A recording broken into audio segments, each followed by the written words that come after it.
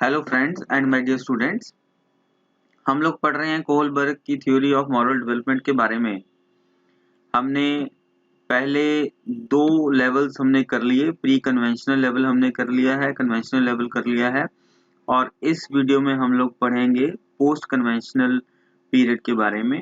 इसमें दो स्टेजेस होती हैं, स्टेज 5 और स्टेज 6। जो स्टेज 5 है वो है सोशल कॉन्ट्रैक्ट लीगलिस्टिक ओरिएंटेशन, और स्टेज 6 है यूनिवर्सल एथिकल प्रिंसिपल ओरिएंटेशन।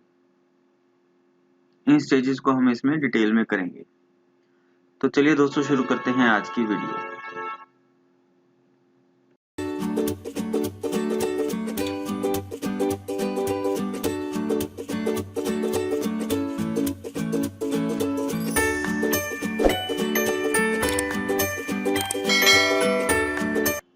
ये जो लेवल 3 है ये पोस्ट कन्वेंशनल मोरालिटी है।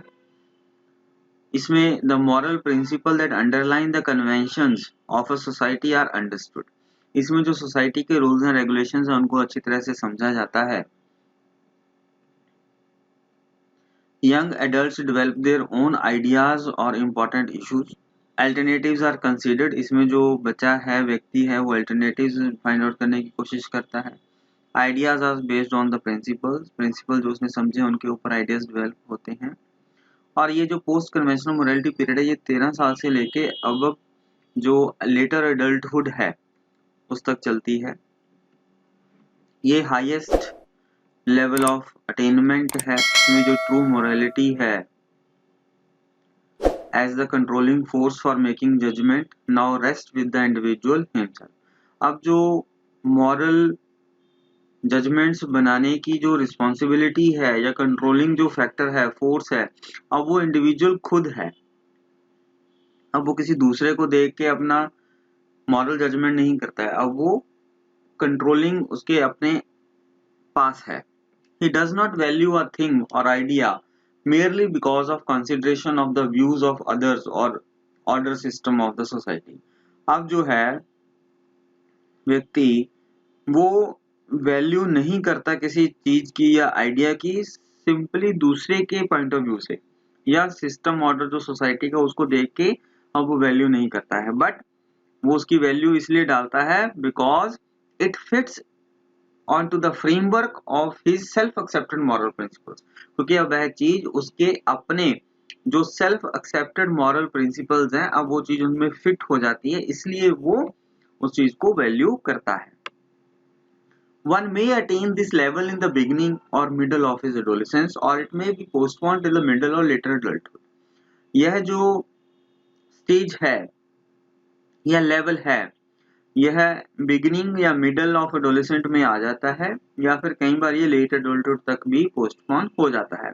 और ऐसा भी हो सकता है that a person may never attain it in his life, कि कोई व्यक्ति इस लेवल को अटेन ही ना कर पाए अपनी पूरी लाइफ के अंदर। जो स्टेज 5 की हम इसमें बात करेंगे, स्टेज 5 जो है उसको हम सोशल कॉन्ट्रैक्ट ओरिएंटेशन भी कहते हैं। इसमें rules and laws represent agreements among people about behavior that benefit society। इसमें ऐसा behavior इसमें represent होता है, ऐसे agreements होते हैं जिनसे पूरी society का benefit होता है। Rules can be changed when they no longer meet society's needs। जो rules हैं उनको हम change भी कर सकते हैं अगर उनसे society के जो needs हैं वो fulfill नहीं हो रही हैं, तो हमें उनको ऐसे laws को, ऐसे कानून को हमें बदल देना चाहिए।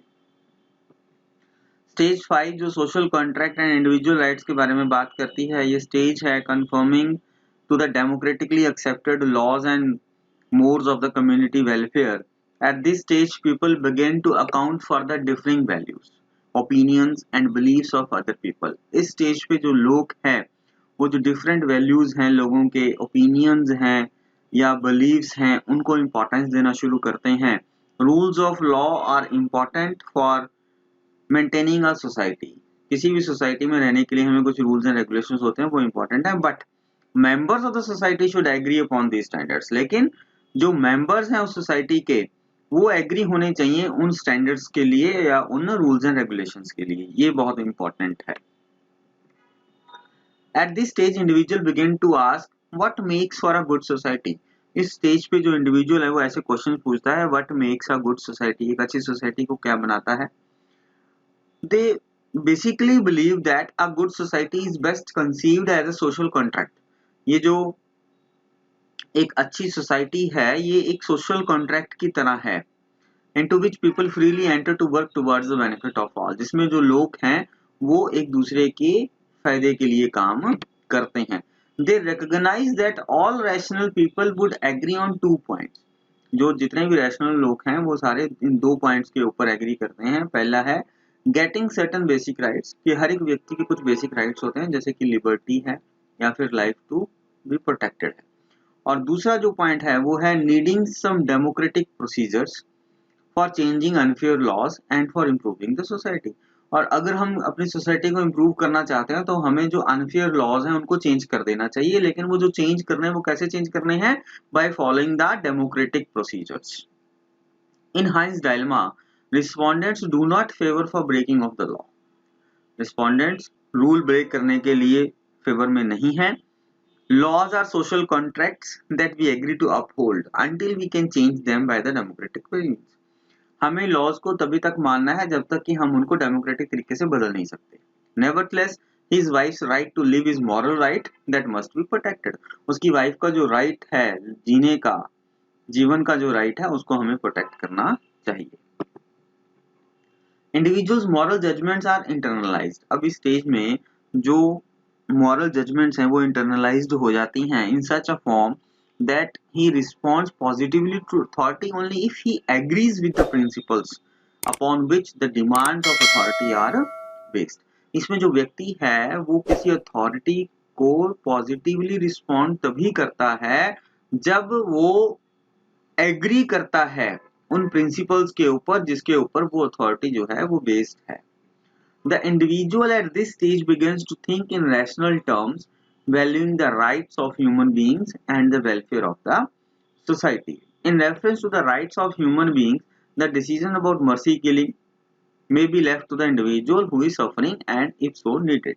अब जैसे एग्जांपल हम ले रहे हैं कि मर्सी किलिंग की, अब उस इंडिविजुअल के ऊपर छोड़ देना चाहिए कि उसको वो मर्सी किलिंग चाहिए कि नहीं चाहिए, क्योंकि असल में तो वो व्यक्ति ही सफर कर रहा है, उसको पता है कि कितना पीड़ा है, कितनी दर्द है, तो इसलिए ये जो डिसीजन है ये उस इंडिविजुअल के ऊपर ही हमें छोड़ देना चाहिए। द कंसर्न लॉज में be amended for the welfare of the society at large. और एट लार्ज हमें जो लॉज हैं सोसाइटी के उनको बदल देना चाहिए।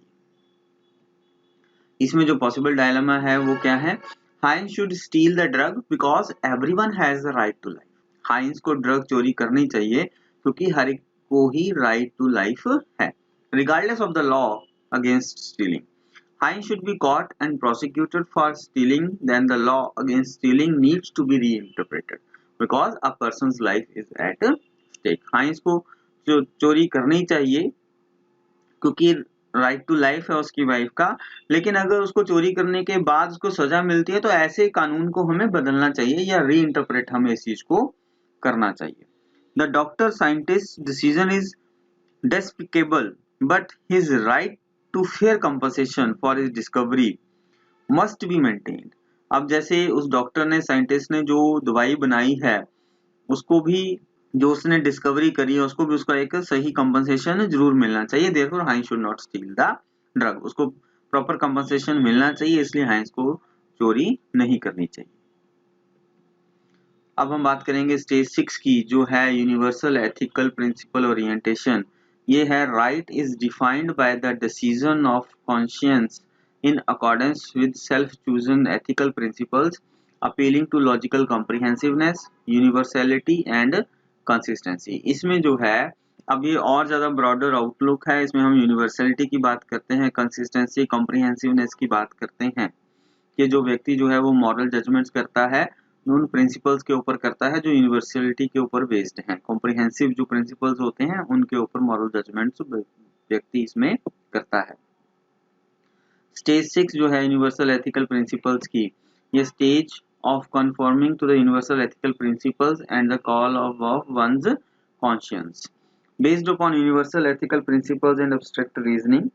यह यूनिवर्सल एथिकल प्रिंसिपल्स और एब्स्ट्रैक्ट रीजनिंग के ऊपर बेस्ड है।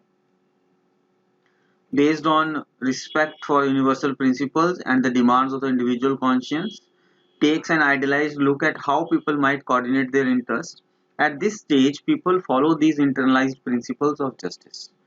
इस स्टेज पे जो लोग हैं वो ये इंटरनलाइज्ड जो प्रिंसिपल्स हैं उनको फॉलो करते हैं जस्टिस के लिए, ताकि सबको जस्टिस मिल सके, even if they conflict with laws and rules, चाहे वो कन्फ्लिक्ट है लॉज एंड रूल्स के साथ, लेकिन अगर जस्टिस हो रहा है तब भी वो उस प्रिंसिपल को फॉलो करते हैं.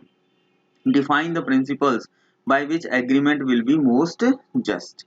जो सबसे सही प्रिंसिपल है वही प्रिंसिपल यहाँ पे फॉलो होता है. If children are to reorganize their thinking, they must be more active. अगर हम किसी चीज को रीऑर्गेनाइज करना चाहते हैं तो हमें उसमें बहुत ज्यादा एक्टिवली पार्टिसिपेट करना पड़ेगा, हम तभी उसको रीऑर्गेनाइज कर पाएंगे. This is the highest stage of moral development. Perfection is achieved in the terms of the moral reasoning. बच्चा जो है वो moral reasoning करता है और फिर वो moral decisions लेता है, moral judgment किसी चीज की करता है. This stage defines the principle by which we get the type of justice as conceived by the great moral leaders like Mahatma Gandhi and Martin Luther King. अब इसमें जो principles हैं वो justice as conceived by the great moral leaders. अब जैसे महात्मा गांधी के जो principles थे जस्टिस के रिलेटेड, जो उनके व्यूज थे, मार्टिन लूथर किंग के जो व्यूज थे, उन प्रिंसिपल्स के ऊपर अब हम काम करते हैं. The principle of justice is universal. यहाँ पे जो प्रिंसिपल ऑफ जस्टिस है वो यूनिवर्सल है and require us to treat the claim of all parties. हमें सारी पार्टीज का क्लेम देखना है और सभी पार्टीज के पॉइंट ऑफ व्यू से हमें देखना है इन एन इम्पार्शियल वे. हमें बायस नहीं होना, इम्पार्शियल होके सभी पार्टीज का जो है हमें पॉइंट ऑफ व्यू देखना है. Respecting the dignity of all the people as individuals and humans. हमें सभी व्यक्तियों की डिग्निटी की रिस्पेक्ट करनी है, सभी इंडिविजुअल्स की रिस्पेक्ट करनी है. We begin to look at the situation purely through one another's eyes. इसमें हम एक दूसरे के पॉइंट ऑफ व्यू से, एक दूसरे के नजरिए से हम देखते हैं. इन हाइंस डायलेमा ऑल पार्टीज, जो पार्टीज इन्वॉल्व हैं, लाइक ड्रगिस्ट है, जो केमिस्ट है, फार्मासिस्ट है, हाइंस है और उसकी वाइफ है, try to view the things from one other perspectives for seeking justice and fair solution to the problems. As a result, they would all agree that the life of the wife must be saved. इसमें तो सभी agree करेंगे कि wife की life हमें save करनी है by sacrificing the narrow interest related to money and conventional laws. ये जो पैसा कमाना है या कन्वेंशनल लॉज हैं उनको साइड में रख के हमें जो ज्यादा इंपॉर्टेंट है वो वाइफ की लाइफ ज्यादा इंपॉर्टेंट है, हमें उसको बचाना बहुत ज्यादा जरूरी है. The moral judgments are highly internalized. अब सारे जो moral judgments internalized हो जाते हैं. The decisions of the individuals are now based upon his conscience. अब conscience के ऊपर सारे decisions based हैं. And the belief in universal principles of respect, justice and equality. अब जो principles हैं वो सारे respect, justice और equality के ऊपर based होते हैं. He does what he as an individual thinks right, regardless of legal restrictions or the opinion of others. अब जो व्यक्ति है वो वैसे ही बिहेव करता है या डील करता है जैसा वो सोचता है, जैसा उसको लगता है कि जो सही है वो वही करता है, regardless of the legal restrictions. अब वो legal restrictions को ध्यान में नहीं रखता है या फिर opinion of others को ध्यान में नहीं रखता है, उसको वो वही काम करता है जो उसको अच्छा लगता है. People act according to their inner voice for helping and defending the victims of injustice. अब जो लोग हैं वो अपनी inner voice के ऊपर काम करते हैं ताकि वो हेल्प कर सके, लोगों को डिफेंड कर सकें या विक्टिम्स की हेल्प कर सकें जिनको इनजस्टिस इनके साथ हो रहा है, and lead a life that they can without self condemnation और फीलिंग ऑफ गिल्ट और शेम. और फिर वो अपनी जो लाइफ है वो बिना किसी गिल्ट और शेम के जी सकें. इसमें जो डायलेमा है वो है Heinz should steal the drug to save his wife because preserving human life is the highest moral obligation than preserving the property. अब Heinz को ड्रग चोरी कर लेनी चाहिए क्योंकि preserving the human life is more important than earning the profit. पैसे कमाने से ज्यादा अच्छा है कि किसी की लाइफ बचाई जा सके, इसलिए Heinz को चोरी करनी चाहिए। तो ये थी हमारी स्टेज 6। अब हम नेक्स्ट वीडियो में इसकी एजुकेशनल इम्प्लीकेशंस के बारे में पढ़ेंगे। Thank you.